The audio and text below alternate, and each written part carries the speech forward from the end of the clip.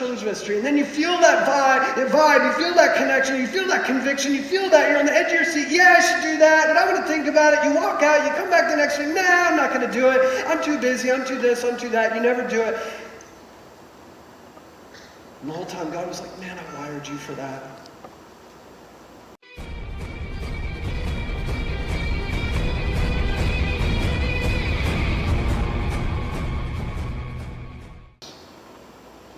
See, when we don't act on the promptings that God is putting on our heart to go and individually be people who are allowing God to overflow in love from our lives, when we don't act in the moments that we feel that He's calling us to, and we sort of throw another excuse out or another reason not to, when we don't act, it's a loss to the world. Because we're supposed to be that compelling force of good. And there's a whole lot of people, when we walk out of these doors on Sunday, that are looking for hope, and they're looking for love, and they're looking for opportunity, and they're looking for community, and they're looking for connection, they're looking for depth, they're looking for Jesus. And you've got it.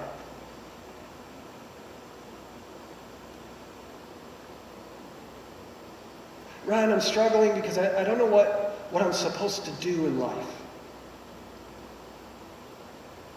Now again, sometimes it's not that direct. Sometimes it's sort of disguised. I say, Ryan, I feel really depressed. I just go home. I go to work. I go home. I get in bed. I don't know what to do.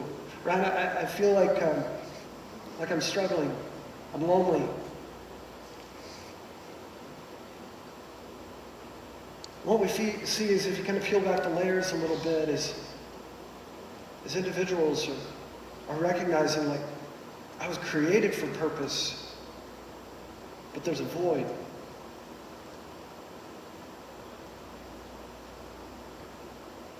And here's what I recognize is that I think God is so often saying, well, you feel this void because I called you here and you said no. And I asked you to do this, but you said you were too busy. And I prompted you and wired you for this, but you said it wasn't the right season. And these are all different moments, and I think God, like sometimes, I just think He wants to shake us and be like, you're complaining, and you're telling me, and you're venting, and you're saying you feel distant from me, and you're saying you feel upset with me, or you say you're not engaging in any way, and you feel purposeless, and that there's a void here, and you're frustrated about it, but you're the one saying no to it. I wired you here and you said no. I pulled you here and you said no. I put this opportunity in front of you here and you said, I'm too busy. I put this here and you said, I don't want to. I should become that. See, when I look at this passage in Jeremiah 29, here's, in a nutshell, if I were to just sort of bring it all down to sort of just a simple little message, here's what I think God is telling His people, exiled to a pagan land. Here's what I think He's saying to them.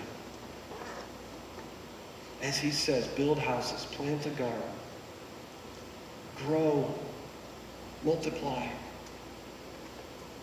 bring peace, bring prosperity, pray for the city. Here's what I think it just comes down to.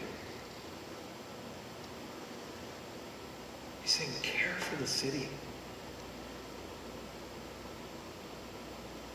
If you're my people, and you are being and becoming my people,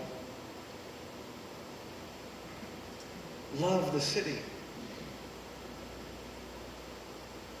And don't do the cop-out thing that I do, and that we do. Don't do this thing. Somebody should do that.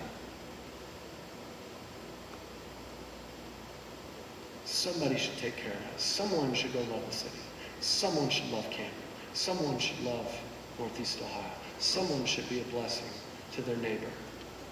Ryan made that announcement. Someone needs to go do that. So here's how I want to wrap up this morning. My faith is not just about checking a bunch of boxes and doing a bunch of things, but I need to continue to shift towards being a pursuer of the heart of God. And I'm going to stop viewing my faith as a thing that I do, and I need it to be a thing that I am. It's who I am being, and the overflow is the action. The overflow is the love. So